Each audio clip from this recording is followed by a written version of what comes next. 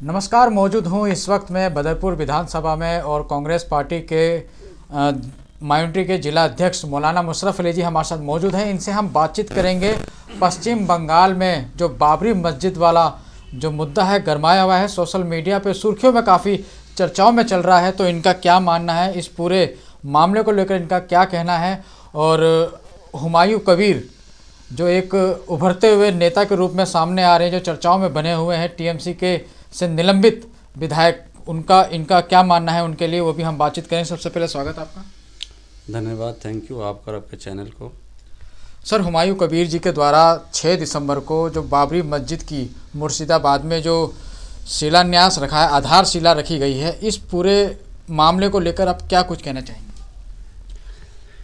देखिए, सबसे पहले मैं ये कहना चाहूँगा कि बंगाल के मुर्शिदाबाद में जो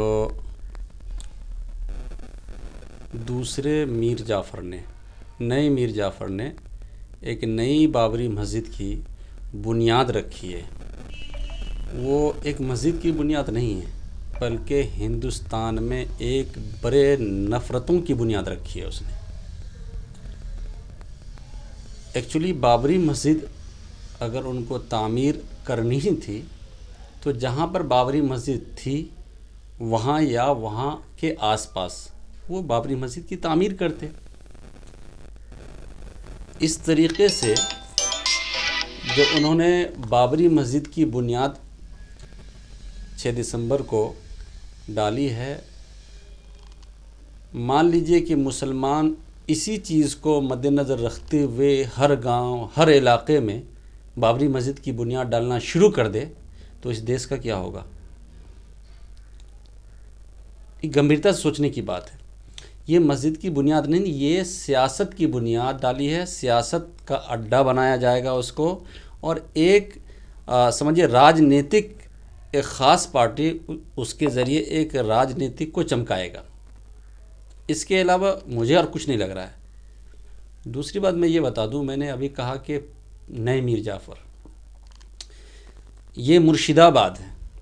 आपको पता होगा कि जब अंग्रेज़ हिंदुस्तान के अंदर दाखिल हुए थे तो सबसे पहली लड़ाई जो अंग्रेज़ों के ख़िलाफ़ इस हिंदुस्तान में 1756 में हुई थी वो पलासी के अंदर ही हुई थी, और वो मुर्शिदाबाद के पास ही है। उस वक्त वहाँ जो हुकूमत थी, उस वक्त अली वर्दी ख़ान के नाती सिराजुद्दौला की हुकूमत थी उस वक्त।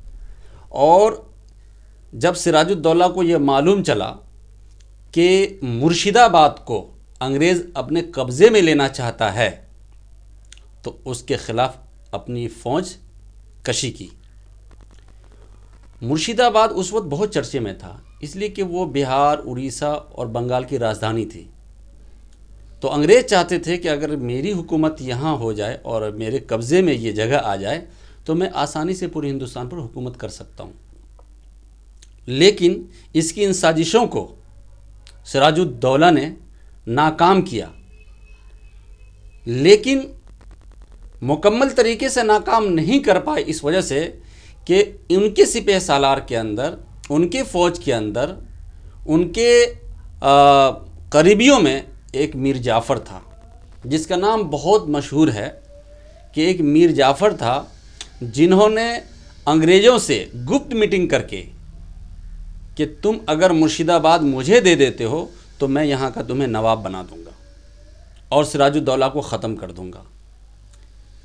इस साजिश के शिकार हुए सिराजुद्दौला और मीर जाफ़र अपनी सियासत को चमकाने के लिए, अपनी हुकूमत को बनाने के लिए बहुत बड़ी तादाद में मुसलमानों का कत्लेआम करवा दिया, और अंग्रेज़ की वहाँ जीत हुई और मुसलमानों की हार हुई। और वहाँ से हिंदुस्तान के अंदर अंग्रेज़ों ने अपना पैर फैलाना शुरू किया। और ये वही मीर जाफ़र है जिसको पूरे हिंदुस्तान दोगलापनी के नाम से याद करते हैं। ये वही मीर जाफ़र है जिसको धोखा देही के नाम से याद करते हैं। ये वही मीर जाफ़र है जिसके बारे में बोला जाता है कि इन्होंने हिंदुस्तान के पीठ पर खंजर घोंपा था। बाज़ मुअर्रिखीन ने तो यहाँ तक कहा कि अगर ये पैदा ना हुआ होता या अगर ये धोखा दिया धोखा नहीं दिया होता तो हिंदुस्तान में अंग्रेज़ों की हुकूमत ही कायम न होती। मैं ये बताना चाहता हूँ कि आज हूबहू बिल्कुल उसी के नक्शे कदम पर जो आज का हुमायूं कबीर है वो पुराने मीर जाफ़र के नक्शे कदम पर चल पड़ा है। ये मौजूदा सरकार की सांगगांठ से, उनसे मिली भगत के साथ ये काम हो रहा है। वरना याद रखिए, बाबरी मस्जिद की बुनियाद हिंदुस्तान में बीजेपी हुकूमत डालने देगी? सवाल ही पैदा नहीं होता है, सवाल ही पैदा नहीं होता। औरंगजेब के नाम पर क्या मस्जिद की तामीर हो? जब रोड की तामीर को ख़त्म कर रहे हैं, बाबर के नाम पर रोड की तामीर को ख़त्म कर रहे हैं, औरंगजेब के नाम पर रोड की तामीर को ख़त्म कर रहे हैं, तो मस्जिद की तामीर कैसे होने देंगे? लेकिन इसके अंदर बीजेपी का भी बहुत बड़ा फ़ायदा है। कहीं ऐसा तो नहीं है कि पश्चिम बंगाल में आज तक उनकी सरकार नहीं आई, अपनी सरकार को आने वाले इलेक्शन में चुनाव में अपनी सरकार लाने के लिए एक नया बीजेपी ने तरीका सोचा है? बिल्कुल बिल्कुल बिल्कुल सही, आप सही जगह जा रहे हैं आप, कि बीजेपी ने एक नया तरीका सोचा। क्यों ना ऐसा किया जाए कि मुस्लिमों को बांट दिया जाए कई हिस्सों में। देखिए, सबसे बड़ी चीज़ ये है कि आप असदुद्दीन ओवैसी साहब, बैरिस्टर असदुद्दीन ओवैसी साहब, मैं उनकी बहुत इज़्ज़त करता हूँ, इसमें कोई शक नहीं, लेकिन उनकी सियासत भी हिंदुस्तान और ख़ासकर मुसलमानों के हक़ में कहीं से बेहतर नहीं है। उनकी सियासत से कंप्लीट और मुकम्मल का मुकम्मल फ़ायदा बीजेपी को पहुंचता है, क्योंकि वो एक ख़ास हिस्से के ऊपर या उसको लेकर सियासत करती हैं। सिर्फ मुसलमान और मस्जिद को लेकर, जैसे बीजेपी हिंदू और मुसलमान को लेकर सियासत करती है, वैसे वो मुसलमान और मस्जिद को लेकर सियासत करती है। तो 20% मुसलमान जो इस हिंदुस्तान, इस देश के अंदर है, वो क्या कर लेगा भाई?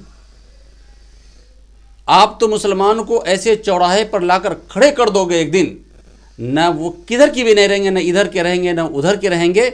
मालूम चला कि फिर गुलामी की जंजीरों में जकड़े जा रहे हैं, और ये आप लोगों की हरकत की वजह से होगा। आज मुर्शिदाबाद के अंदर जो मीर जाफ़र मस्जिद की बुनियाद डाली है, तो देख लीजिएगा आने वाले दौर में असदुद्दीन ओवैसी साहब और ये दोनों मिलकर वहाँ इलेक्शन लड़ेंगे। और जाहिर सी बात, जैसे ये दोनों मिलकर इलेक्शन लड़ेंगे तो इसका ख़ास मकसद यही होगा कि सेकुलरिज्म को ख़त्म करना और बीजेपी को इक़्तिदार में लाना। सर, अक्सर ऐसा क्या होता है, बीजेपी की जो सोच है, जो मेरा मानना है कि मंदिर को संस्कृति का एक हिस्सा मानते हैं, लेकिन बाबरी मस्जिद को एक ख़राब इतिहास के नाम से जाना जाता है। देखिए, मैं एक बात बताऊं आपको कि नफ़रतों की एक हद होती है। सुन लीजिए, एक्चुअली आपके पाठशालाओं के अंदर, आपके स्कूलों के अंदर, कॉलेजों के अंदर, आपके हमारे जो भी बोलिए, तो स्कूलों के अंदर जो तारीख़ पढ़ाई जाती है आज के डेट में, वो बिल्कुल उल्टा, यानी कि बिल्कुल सही तारीख़ नहीं होती। आप 11वीं के ले लीजिए, 12वीं के ले लीजिए, 6ठी क्लास से शुरू हो जाता, कोई भी तारीख़ सही नहीं है। तो आजकल के जो नौजवान बच्चे स्कूल से निकलकर बाहर आते हैं, वो वहाँ तारीख़ पढ़े हुए रहते हैं जो वो उनको मिलता नहीं है। बाबरी मस्जिद के बारे में सबों के दिलों के अंदर, दिमाग के अंदर ये पेवस्त करा दिया गया है कि बाबरी मस्जिद राम जन्मभूमि की जगह पे है। जब आपने ऐसा दिमाग में डाल दिया और उतार दिया है, तो जाहिर सी बात है आपके कब्ज़े में ये देश है, आपकी हुकूमत है, और शासन प्रशासन और पूरे जितनी भी संस्थाएं हैं, सब आपके अंडर में है, सब आपके अंडर में जो आप कहते हैं वही होता है। तो बाबरी मस्जिद जाहिर सी बात है उसी का एक नतीजा है कि बाबरी मस्जिद अपनी जगह बिल्कुल सही है, इसमें कोई शक नहीं। और बाबर के एक सिपह सालार ने उसकी बुनियाद डाली थी, बाबर के एक सिपह सालार ने उसकी बुनियाद डाली थी, और आज का 1522 या 23 में ही उस मस्जिद की तामीर हुई थी। और इतने 100 साल के बाद आप 6 दिसंबर 1992 में आकर उस मस्जिद को शहीद कर दिए, और उससे पहले जो है उस मस्जिद के शहीद करने का आपने रास्ता चुना, मूर्तियां रखवाई, बहुत सारी चीज़ें हैं जो कोर्ट ने बयान, कोर्ट के सामने सारी चीज़ें आई है, और कोर्ट ने जो फैसला सुनाया, जाहिर सी बात है, और हम कोर्ट के फैसले से दूर नहीं जाते, कोर्ट के फैसले को हम मानते हैं, लेकिन जो होना चाहिए कहीं ना कहीं उस फैसले से भी मुसलमानों का बहुत दिल दुखा है। तो इसलिए उससे तो उभर नहीं पाए मुसलमान, और एक नई बाबरी मस्जिद की बुनियाद डाली। खुदा न खास्ता इस मस्जिद की कंप्लीट होने के बाद इस मस्जिद को भी शहीद कर दिया जाए, फिर क्या होगा इस देश में? भाई नाम तो बाबरी मस्जिद ही है, वो भी बाबरी मस्जिद थी, ये भी बाबरी मस्जिद है। जब उसमें मूर्तियां रखवा कर उसको तोड़वाया जा सकता है, इसमें भी मूर्तियां रखवा कर तोड़वाया जा सकता है। अब बताया जा रहा है कि फरवरी में 1 लाख लोगों से कुरान पढ़वा कर उसका काम शुरू कर दिया जाएगा, क्या कहेंगे इस पर? देखिए, मैं क्या बता रहा हूँ आपको कि हम लोग जो काम करते हैं, एक होता है मज़हब, सुनिए, धर्म, और एक होता है सियासत, क़यादत। तो मज़हब जो चीज़ सिखलाती है ना, वो चीज़ सिखलाती है जिसका ताल्लुक़ अल्लाह और अल्लाह के रसूल और उसके फ़रमान से हो। समझ रहे हैं? मस्जिद बनाना गलत नहीं है, मस्जिद की बुनियाद डालनी गलत नहीं है। ये जो हुमायूं कबीर साहब हैं, कितने वक्त की नमाज़ पढ़ते हैं जाके पूछिएगा। एक वक्त की नमाज़ पढ़ने मस्जिद नहीं जाते, जुम्मा तक की नमाज़ नहीं पढ़ते होंगे ये, और ये बाबरी मस्जिद की बुनियाद डालने चल दिए। तो सबसे बड़ी चीज़ है कि किसी, आप जान रहे हैं कि बाबरी मस्जिद जब सुर्खियों में है, अब उस नाम पर आप बाबरी मस्जिद की तामीर कर रहे हैं, तो अदना सा आदमी जान सकता है कि ये कुछ और है। सियासत चमका रहे अपनी। जी, सियासत अपनी चमका रहे हैं और दूसरों के सियासत को मजबूत भी कर रहे हैं। अपनी सियासत भी चमका रहे हैं, दूसरों की सियासत को मजबूत भी कर रहे हैं।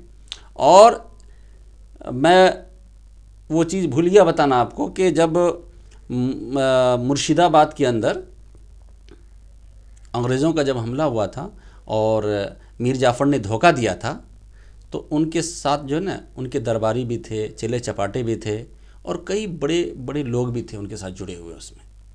जब जाकर अंग्रेज़ों को कामयाबी मिली। अगर अपने दुश्मन ना हो ना, और अपने अगर पीठ में खंजर न घोंपे, तो सवाल ही नहीं है कोई जंग हार जाए हम।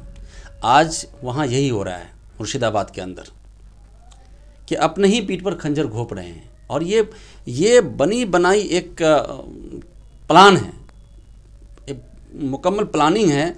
इसमें कई उनके दरबारी भी साथ में हैं, कई देखिएगा मुसलमान पार्टी जो है वो भी उनके साथ जुड़ जाएंगे, वहाँ इलेक्शन लड़ेंगे, इलेक्शन लड़ के सेकुलरिज्म को हराए करके बीजेपी की वहाँ हुकूमत डालेंगे, जैसे बिहार में किया है। मुसलमान बढ़ जाएंगे, उसका हिंदू वोटर एक तरफा होकर बीजेपी। बिल्कुल हो जाएगा, मुसलमान बढ़ जाएंगे और हिंदू वोटर एक तरफा हो जाएगा, बीजेपी की हुकूमत वहाँ भी आ जाएगी। बिल्कुल यही प्लान है कि बीजेपी की हुकूमत को इस बार बंगाल में लाना है।